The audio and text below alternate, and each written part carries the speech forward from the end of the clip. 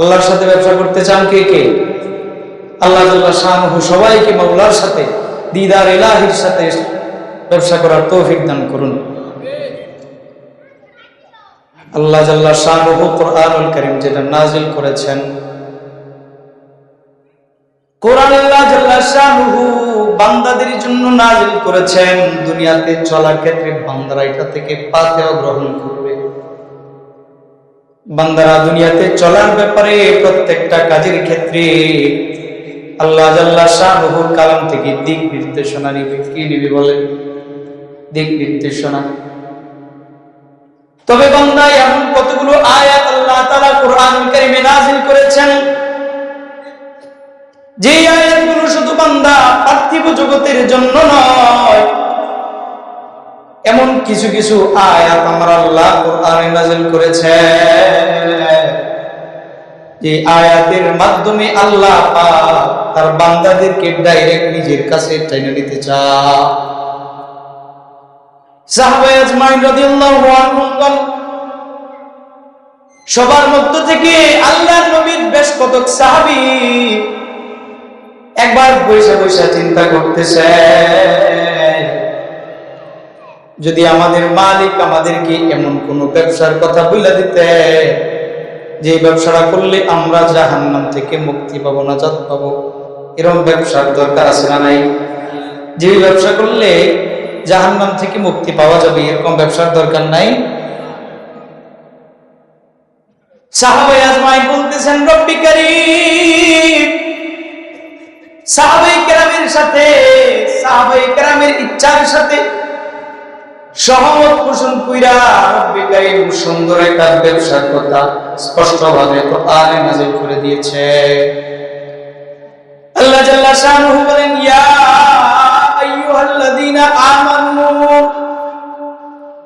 এই দুনিয়াতে যারা আল্লাহর নবীর প্রতি বিশ্বাস স্থাপন করেছে, আল্লাহ আনিত সকল বিষয়ের উপরে যারা ঈমান এনেছে, তাদেরকে ডাক দিয়েছে। আমরা কি আল্লাহর প্রতি ঈমান আনি নাই? বলেন, আমরা কি আল্লাহর প্রতি ঈমান আনি নাই? আমরা কি আল্লাহর নবীর প্রতি ঈমান আনি নাই? আল্লাহ যা নাযিল করছে আমরা কি ঈমান আনি নাই? তাহলে আল্লাহ পাক কাদেরকে বলতেছেন? বলেন না, কাদেরকে বলতেছেন?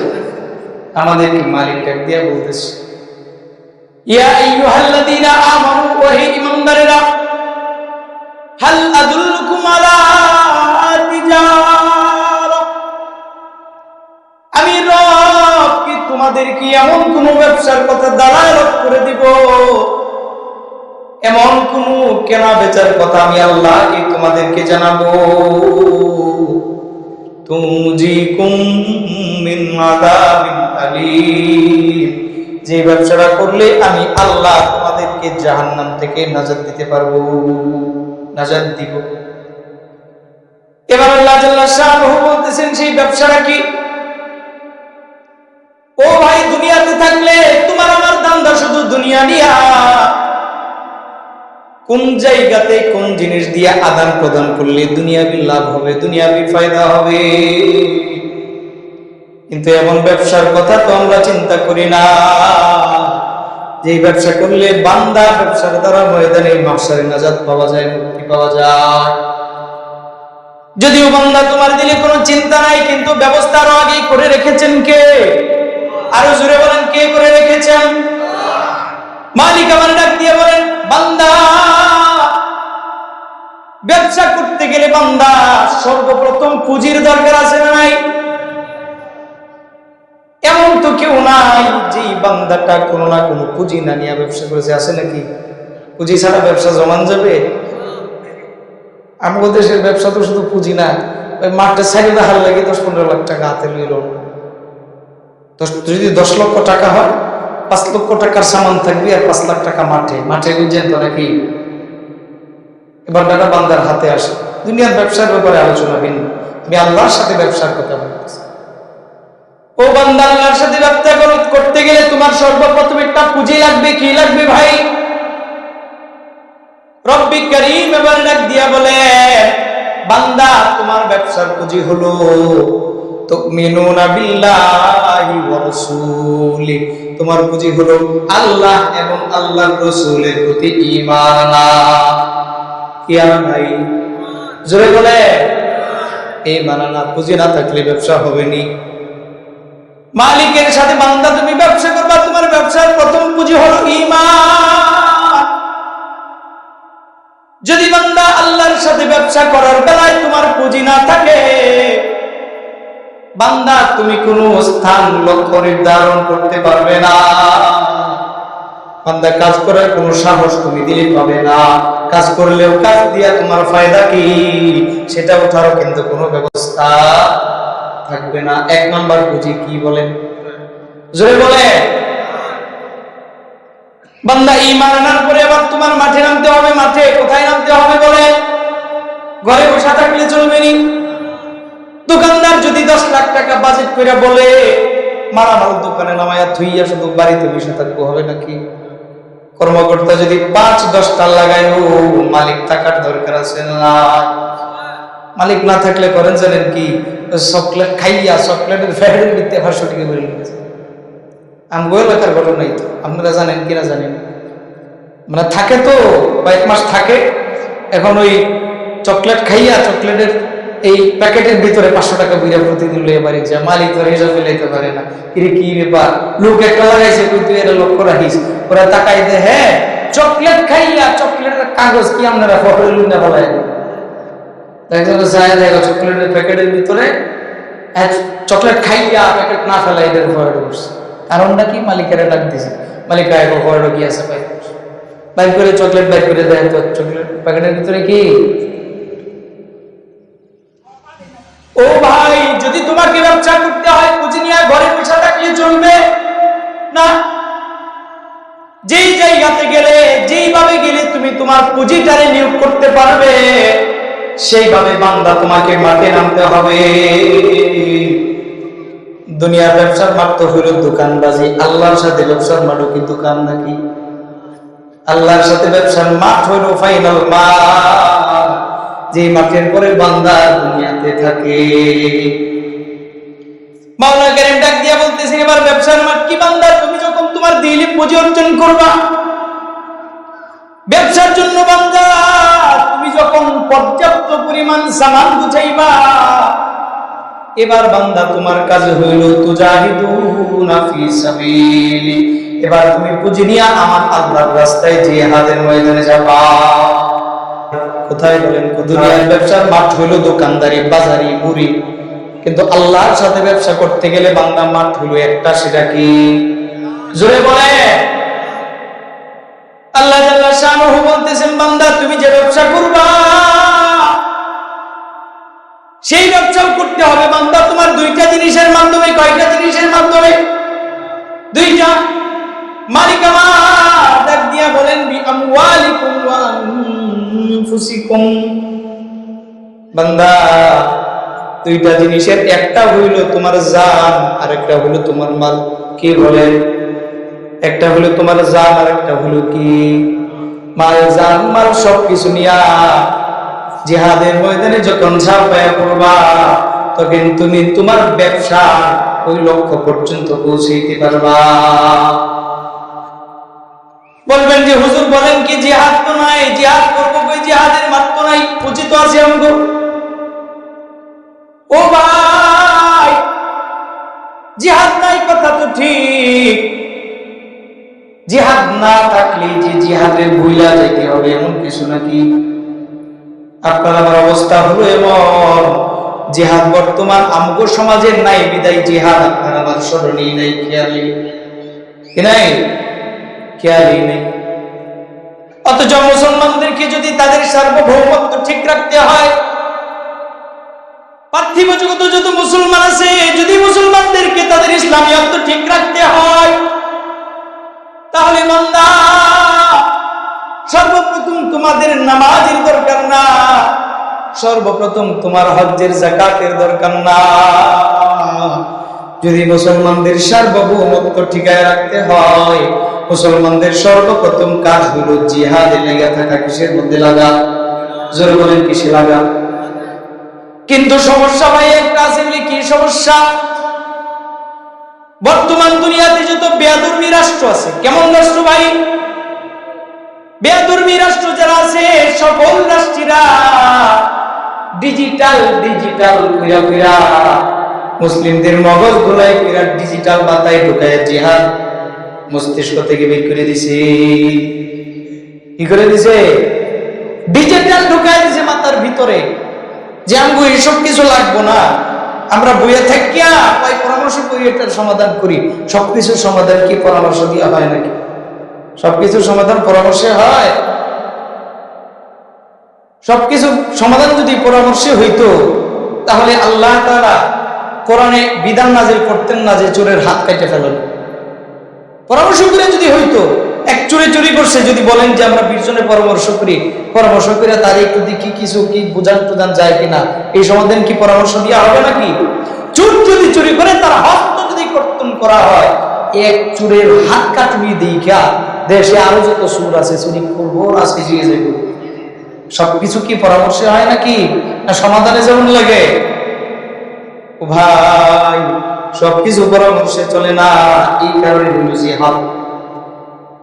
মুসলমানদের জন্য জিহাদ কেমন জরুরত জানেননি? আমরা যারা কৃষক আছি, পানি যখন আমাদের কাছ থেকে দূরে সরে যায়, ক্ষেতের মধ্যে দোয়া রোপণের আগে সর্বপ্রথম খোদার ফোনটি খেতে যায়নি। কি বলেন আপনারা? কিতা করুন গিয়াইরও লাগাই দিন, আরো কাম আছে। প্রথম কোন কাজটা করবে? সবাই করবি প্রথম কোন কাজ? কারণ কি? কয় বান্দা খেয়াল করা তো ফরজ না, ফরজ হলো লাইন দেওয়া, দিলাওয়া। লাইন যদি না তাই দেখিয়া দেখছেন নেবগা দুইয়া পানি দেন, পানি যে বুগা হেঁটবে, সার দেন, পানি সার মারুয়া যে বুগা আরেকবার খাতে। তাহলে খেত হলো ফরজ, পরে আগে লাইন দেওয়া ফরজ না? আইল মাইল ঠিক করা ফরজ না? ও ভাই, খেতের আইল ঠিক না করিয়া যেমন খেত করাটা বোকামি, জিহাদ যারা মুসলমানরা দুনিয়াতে অবস্থান করাটা বোকামি। কেউ যদি বলে ভাই লাইল তো দরকার নেই, লাইল কেন কাটবা, লাইল কেন লইবা, লাইল যদি না কাটি আইটা যে আমার খ্যাতিটার কোনো চিহ্ন থাকবে না। রোয়া রোপণ করার পরে ভালো ফসলের জন্য পানি দিব, আমার ক্ষেতের জন্য আমার দেয়া পানি আমার ক্ষেতেও থাকবে না। ফলের জন্য যদি ভিটামিন দেই, ভিটামিনটাও আমার জন্য আমার কোনো কাজ করবে না। ও ভাই, জিহাদ হইল মুসলমানদের রাষ্ট্রের জন্য চতুর্দিকের একটা লাইন। কি লাইন? ও ভাই, জিহাদ তো সবসময় করার দরকার নাই, তবে যদি প্রত্যেকটা মুসলিম সর্বদাই জিহাদের জন্য প্রস্তুত থাকে, এমন কোন মুশরিকের বাচ্চা নাই যে মুসলমানের চোখের দিকে চোখ রাঙায় কথা বলবে। এমন কোন অবস্থা হইতো যদি প্রত্যেকটা মুসলমান জিহাদের পরিবেশে থাকতো, জিহাদের অনুপ্রেরণায় থাকতো, জিহাদের জন্য প্রস্তুত থাকতো, পৃথিবীতে এমন কোন রাষ্ট্র, এমন কোন বিধান থাকতো না যারা ইসলামের উপরে চোখ রাঙায় কথা বলবে, মুসলিমদের উপরে চোখ রাঙায় কথা বলবে। কিন্তু বাংলা মুসলমানদের যেই সিকিউরিটি বর্ডার জিহাদ, এই জিহাদ আজকে মুসলিমদের ভিতরে না থাকার কারণে ভারতে দিন দিন মসজিদগুলো ভেঙে দেওয়া হচ্ছে। ও ভাই, জিহাদি যেই শক্তি মুসলমানদের, সেই জিহাদের কথা তো বান্দা তুমি ভুলে গেছো। যখন আমগো ভিতরে জিহাদ ছিল, মুসলমানদের ভিতরে যখন জিহাদ ছিল, একজন মুসলমানের দিকে শত শত কাফের হাজার হাজার মসজিদ পিছু হইটা গেছে। আজকের দিনে মুসলিম একটা রাষ্ট্র কথা বললেও কেউ ভয় পায় না। কারণটা কি? কারণ হলো বান্দা, জিহাদ যেটা তোমরা বর্ডার ছিল, তোমরা নিরাপত্তার জন্য বর্ডার নষ্ট করে ফেলাইছো, বর্ডারের সংরক্ষণ তোমরা করো নাই। যদি ভাই আজকে মুসলমানরা জিহাদের পরিবেশে থাকতো, ও ভাই, যদি তাম পৃথিবীর মুসলমানরা একযোগে জিহাদের পরিবেশে থাকতো, ফিলিস্তিনের এই অবস্থা হইতো নাকি? কিন্তু আজকে ফিলিস্তিনে কেবল মাত্র একটা সংগঠন মুজাহিদ, আর বাকি কেউ মুজাহিদ না হওয়ার কারণে একটা সংগঠন মুজাহিদ ইহুদিদের সাথে পায়রা উঠতেছে না। কথা বুঝবেন? কিন্তু আজকে যদি ফিলিস্তিনের প্রত্যেকটা নাগরিক যদি মুসলমান যদি মুজাহিদ থাকতো, ভারতের প্রত্যেকটা মুসলমান যদি মুজাহিদ থাকতো, তাহলে এইরকম ইসরায়েল হাজারটা উড়ায় দেওয়ার কোনো ব্যাপার থাকতো? কি বলে? এখানে বসে নামাজ পড়ি মিয়া, নামাজ দিয়া কি আর জিহাদ হয় নাকি? নামাজ দিয়া জিহাদ করবেন আপনি দিলের সাথে, ইবলিসের সাথে। মাঠের জিহাদ কি আর নামাজ দিয়া হবে? মাঠের জিহাদ কি যাকাত দিয়া হবে? মাঠের জিহাদ কি হজ দিয়া হবে? না মাঠের জিহাদ মাঠের মতো করতে হবে? ও ভাই, সেই জিহাদের প্রেরণা যদি আবার তুঙ্গ ভিতরে আনতে পারো, তাহলে সামনের জমানার জন্য তোমাদের মুক্তি আছে। আর না হয় বান্দা, তোমাদের কপালে বড় দুর্ভোগ। ফিলিস্তিনের মানুষগুলা যেমন ভাবে জিহাদের কথা বলে গেছে, সিরিয়ার মানুষগুলা যেমন ভাবে জিহাদের কথা বলে গেছে, ডিজিটাল অর্থের দিকে তাদেরকে আকর্ষণ করিয়া জিহাদি অনুপ্রেরণা তাদের মস্তিষ্ক থেকে বাইর কইরা এবার ইহুদি খ্রিস্টানের বাচ্চারা তারাই জিহাদের মাঠে আছে, কথা বুঝবেন। কিন্তু মুসলমানদের ভিতরে জিহাদের প্রেরণা তারাই দিয়া এবার ইহুদি খ্রিস্টানরাই মুজাহিদ বিনা গেছে, তারাই যুদ্ধ করে মুসলমানের। বাংলাদেশের নাগরিক যারা বলে যে আজকের মঞ্চ থেকে যদি পর্যন্ত এখনের পর থেকে জিহাদি প্রেরণা তোমাদের দিলের ভিতরে না রাখো, ফিলিস্তিনের আজকে যে হালত, বাংলাদেশের মুসলিমদেরও ভারত কর্তৃক এইরকম হালতে পতিত হইতে হবে। খবর কিন্তু রেখে, আমরা তো খালি খাই আর ঘুমাই আর খালি চলি, কি খোঁজ খবর রাখি বিয়া?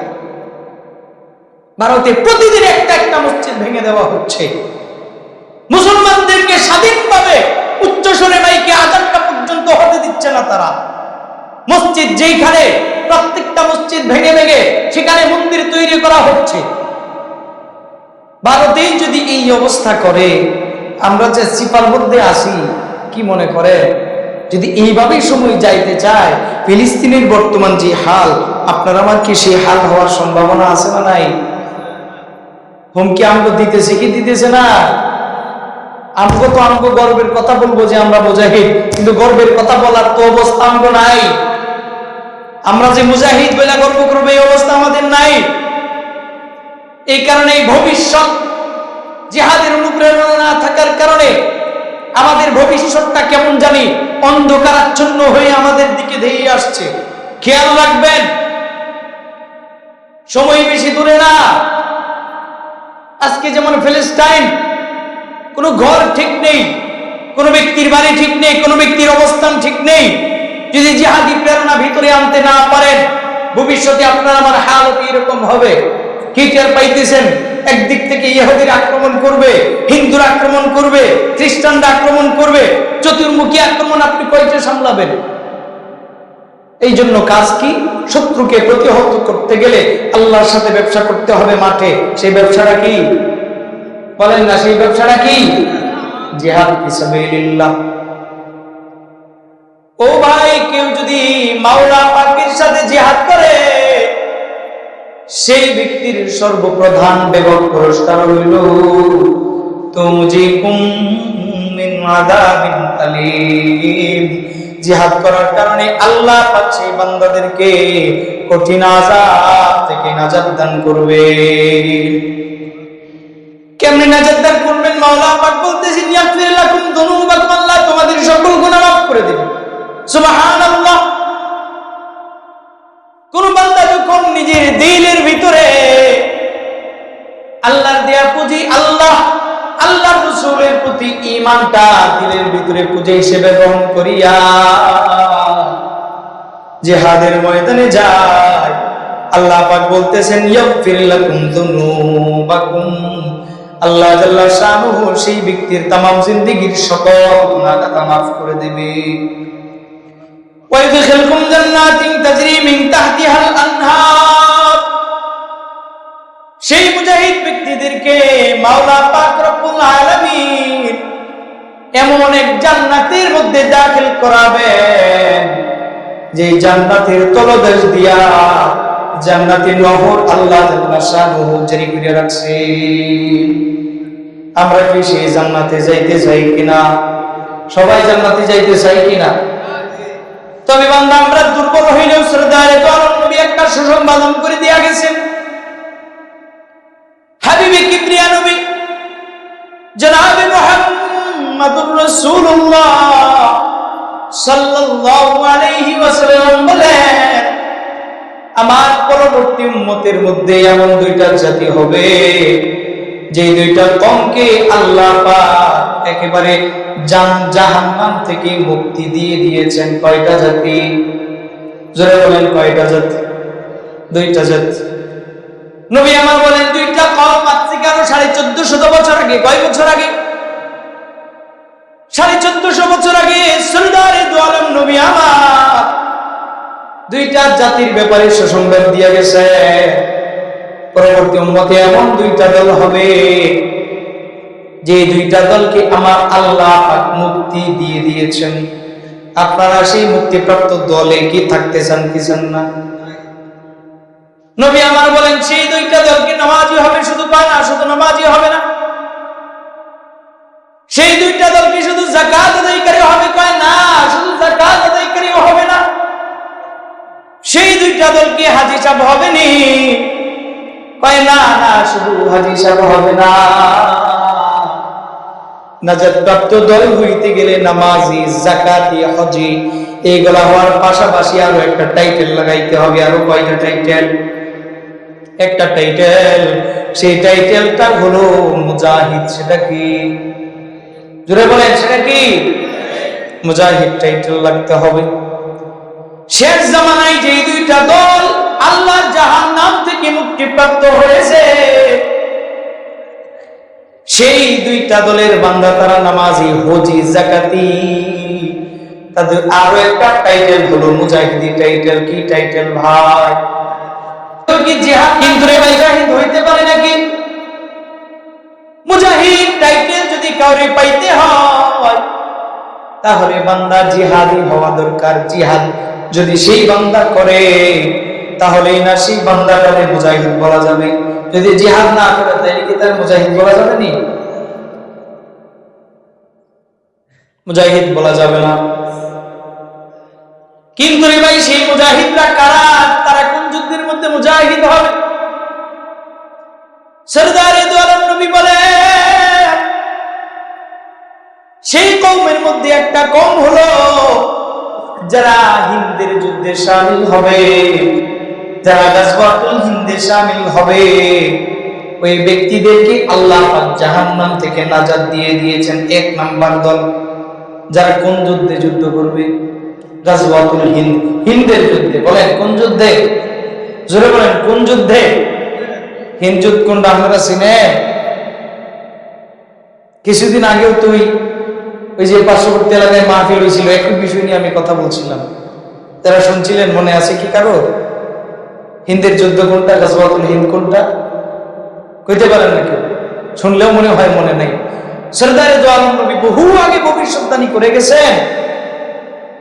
আমাদের যে ভারতবর্ষ, ভারত, এই ভারত মূর্তি পূজারীদের সাথে মুসলমানদের একটা যুদ্ধ হবে, এটা বলে গিয়েছেন কে? নবীজি বলে গিয়েছেন। বলেন কে বলে গিয়েছেন? নবীজি বলে গেছেন। কথাগুলো শুনবেন।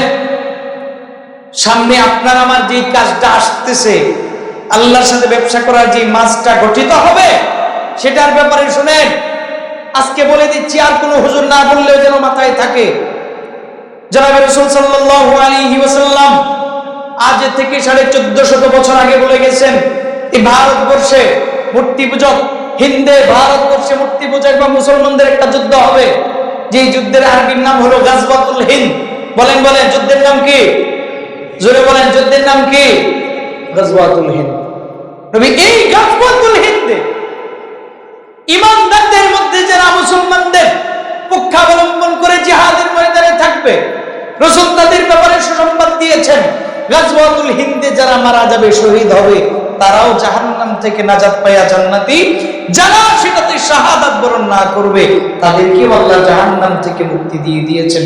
এটা রাসূলের হাদিস, ছোট্ট মোট্ট মৌলবীর কোনো কথা না।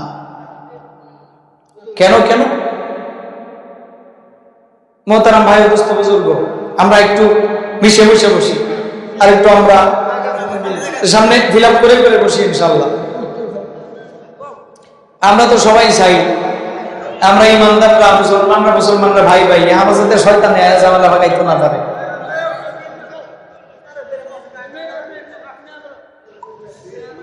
বিচারটা তো আগ্রহী নিয়ে ব্যাপারটা কি জিহাদের কথা আপনি ডরাই গেলেন দেখি বুঝলাম, একটু আগ্রহী বইন, লারাজারা দিয়া বইন, আর সামনে ফাঁকা জায়গাগুলো সবাই পূরণ করিয়া বই। মোহতারাম হাজির, কথা যেটা বলতেছিলাম কথা বুঝছেন নি? রাসূল 1400 বছর আগে বলে গেছেন দুইটা নাজাত প্রাপ্ত দল। একটা দল হলো যারা গাজওয়াতুল হিন্দে অংশগ্রহণ করবে। বলেন বলেন একটা দল কারা? জোরে বলেন একটা দল কারা? গাজওয়াতুল হিন্দের যুদ্ধে, গাজওয়ায়ে হিন্দে যারা শামিল থাকবে জিহাদের মাঠে, তাদেরকে আল্লাহ কোত্থেকে নাজাত দিয়েছেন?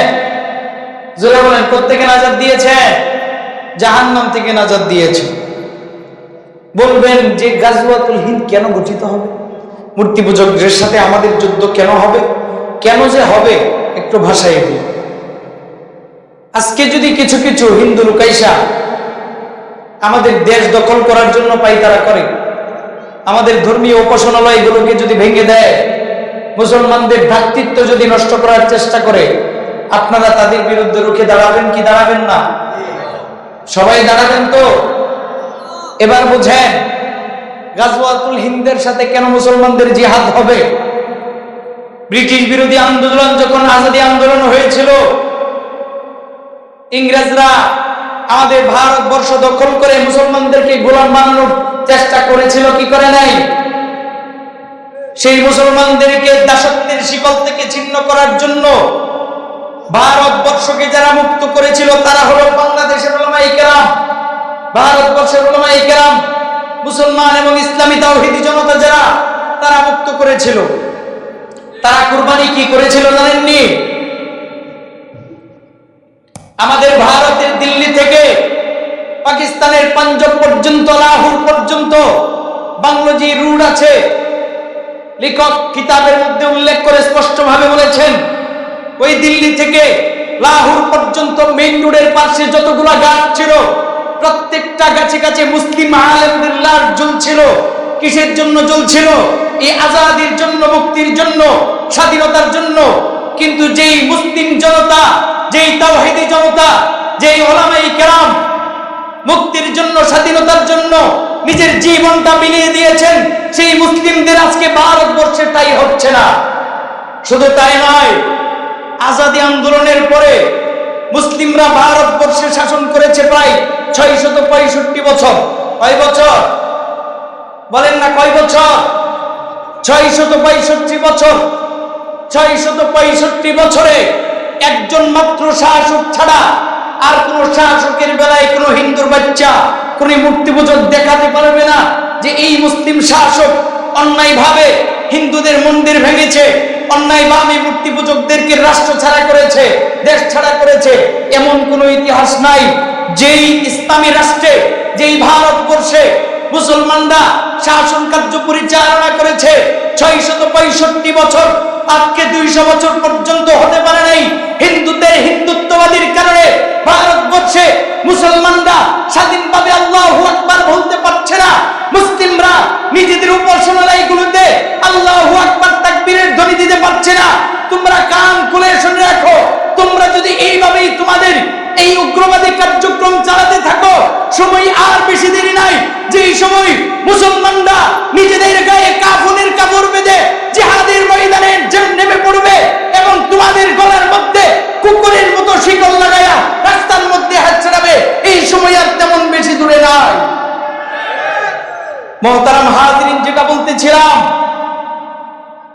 মুসলিম উলামায়ে কেরাম, মুসলিম শাসকরা এই ভারতবর্ষ শাসন করেছে প্রায় 665 বছর।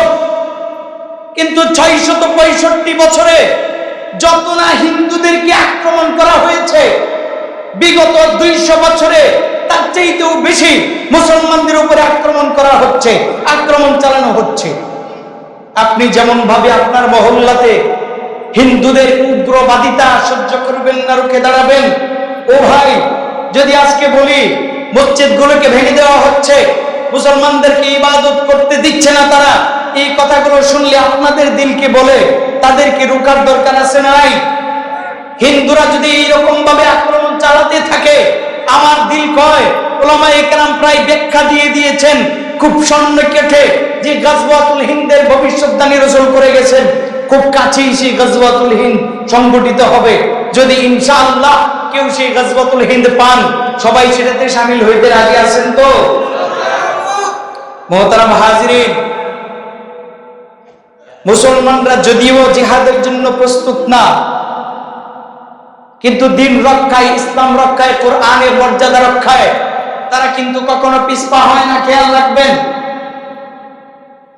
বেধর্মী যারা আছে, ইহুদি খ্রিস্টান যারা আছে, তাদেরকে খুব খেয়াল করে সতর্ক করে দিতে চাই। যদিও বহু মুসলমান এমন আছে যারা নামাজি না, তথাপি তারা কখনো চাইবে না তাদের ধর্মের কখনো মানহানি হোক। এটা কেউ কখনো চাইবে নাকি? তোমরা যদি মনে করে থাকে এরা দুর্বল, তোমরা খুবই ভুল করবা বলে দিলাম। ঠিক বদরের যুদ্ধে যেমন 313 সাথে 1000-এর সাথে 313 জন বিজয় লাভ করেছিল, যদিও মুসলমানদের হাতে তেমন ডিজিটালত্বের কোনো অস্ত্র নাই, মুসলমানদের হাতে তেমন বেশি যুদ্ধ বিমান নাই, পারমাণবিক বিমান নাই, তারপরেও তোমাদেরকে বলে দিতে চাই মুসলমানদের পাওয়ার কিন্তু দুনিয়ার কোনো সাজ সরঞ্জামের মধ্যে না। মুসলমানদের পাওয়ার হইল শাহজালালের পাওয়ারের মতো, মুসলমানদের পাওয়ার হইল হযরত খালিদ বিন ওয়ালিদের তরবারের মতো। ঠিক শাহজালাল ইয়ামানি যখন নারায়ে তাকবীর তুলে গৌর গোবিন্দের প্রাসাদে আক্রমণ করেছিল, এক শাহজালালের তাকবীরের ধ্বনিতে, প্রত্যেকটা ধ্বনিতে কেমন জানি গৌর গোবিন্দের প্রাসাদের এক একটা ইট খুলে পড়েছিল। এই দুনিয়াতে যদি ইহুদি খ্রিস্টানরা মুসলমানদেরকে দুর্বল ভেবে থাকো, মনে করো আমরা সাধারণ কোনো ব্যক্তিত্ব নয়, আমরা ওই শাহজালালের সন্তান, যদি মাথায় একবার আমামা পড়ে যুদ্ধের দামামা বাজিয়ে দিলে, যদি আল্লাহর প্রতি তাওয়াক্কুল নিয়ে জবানে তাকবীর দিয়ে তরবারি হাতে জিহাদের ময়দানে নেমে পড়ি, খোদার কসম করে বলি এই পৃথিবীতে কোনো একটা এমন কোনো ব্যক্তি থাকতে পারবে না যে ব্যক্তিরা ইসলাম বিদ্বেষী। প্রত্যেকটা ব্যক্তিতে দুনিয়া থেকে বিদায় নেওয়ার জন্য প্রস্তুতি গ্রহণ করতে হবে। এই জন্য বলি ভাই, সরদারে দো আলম নবী 2টা জাতিকে নাজাত প্রাপ্ত ঘোষণা করেছেন। এর মধ্যে একটা দল হলো যারা গাজওয়াতুল হিন্দে অংশগ্রহণ করবে। যারা কি বলেন যারা কি গাজওয়াতুল হিন্দে অংশগ্রহণ করবে, ইনশাআল্লাহ নিয়ত রাখেন, যদি হায়াতে আল্লাহ পাক বিলম্বিত করে, হায়াতকে বিলম্বিত করে গাজওয়াতুল হিন্দ পর্যন্ত আপনারা আমার হায়াতকে পৌঁছায় দেন, ইনশাআল্লাহ আমরা সবাই ওই গাজওয়াতুল হিন্দে অংশগ্রহণ করব। আরেকটা নাজাতপ্রাপ্ত দল হইল যারা হযরত ঈসা আলাইহিস সালামের সাথে দাজ্জালের বিরুদ্ধে যুদ্ধ করবে। আরেকটা দল কারা? হযরত ঈসা আলাইহিস সালামের সঙ্গী যারা হবে দাজ্জালের বিপক্ষে, তাদেরকে আল্লাহ জাহান্নাম থেকে নাজাত দিয়েছেন। এবার ভাই আসেন, হুজুর চলে আসছেন, উস্তাদ চলে আসছেন, আমি চলে যাব, কথার সারাংশটা আমি একটু টেনে নিই। প্রথম কথা কি ছিল যে আমরা ব্যবসা করব কার সাথে? যেটা বলেন, আমরা ব্যবসা করব কার সাথে? আল্লাহর সাথে। ব্যবসা করতে গেলে আমাদের প্রথম পুঁজি কি থাকতে হবে? যেটা বলেন, প্রথম পুঁজি কি? আর সেই পুঁজি দিয়া মাঠে নামার জায়গা কোনটা? দুনিয়ার কোন দোকানবাজি? বলেন কোথায়? জোরে বলেন কি? জিহাদ। যদি আমরা জিহাদ নাও পাই, আমাদের সন্তানদেরকে জিহাদের ট্রেনিং দিব, আমরা জিহাদের জন্য দিলে তামান্না রাখবো, পরস্পরে মিললে যেমন ভুল বৈঠক করে এই সেই কথাবার্তা আলোচনা গপ্প গুজব করি, এইগুলো না কইরা পরস্পর জিহাদের ব্যাপারে আমরা আমাদের ভিতরে আলোচনা